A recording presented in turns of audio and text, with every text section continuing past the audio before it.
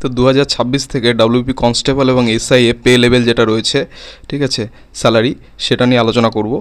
তো অনেকের এটা দরকার পড়তে পারে। তো প্রথমে যেটা আমরা কনস্টেবলের সম্পর্কে আলোচনা করব সেটা হচ্ছে পে লেভেল যেটা রয়েছে কনস্টেবলের, সেটা হচ্ছে গ্রেড দেওয়া হয়েছে 6 এবং নিউ যেটা বেসিক পে লেভেল রয়েছে সেটা আমরা দেখতে পাচ্ছি কি 22,700 টাকা। আর সেটার এইচআরে অর্থাৎ 12% অফ বেসিক পে সেটা দেওয়া হবে 2,724 টাকা। আর ডিএ রয়েছে 18% অর্থাৎ 4,086 টাকা এবং মেডিকেল অ্যালাউন্স পাওয়া যাবে 500 টাকা। এছাড়া রয়েছে মান্থলি গ্রস স্যালারি, যেটা তোমার ইনক্রিমেন্ট আর স্পেশাল অ্যালাউন্সটা ছাড়া সেটা কনস্টেবলে রয়েছে 3,010 টাকা। এছাড়া রয়েছে ইনহ্যান্ড স্যালারি যেটা পাওয়া যাবে সেটা হচ্ছে 28,449 টাকা। এটা গেল কনস্টেবলের।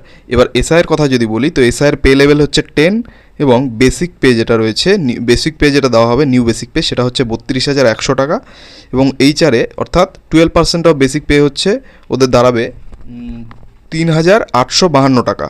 এছাড়া ডিএ রয়েছে 18% ওদেরও, তো 18% ডিএটা রয়েছে 5,778 টাকা।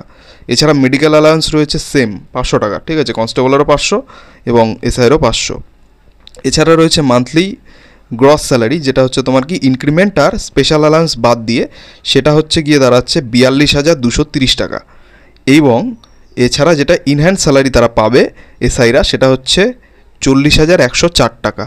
তো এই হচ্ছে নতুন পে লেভেল বা নতুন বেসিক পে যেটা 2026 থেকে জানুয়ারি মাস থেকে লাগু করা হবে সেই নিয়ে আলোচনা করলাম। তো ভিডিওটা ভালো লাগলে অবশ্যই চ্যানেলটাকে সাবস্ক্রাইব করে দিও এবং পরবর্তী আপডেটগুলি পাওয়ার জন্য অবশ্যই নোটিফিকেশন বেলটি অন করে দিতে ভুলো না। ধন্যবাদ।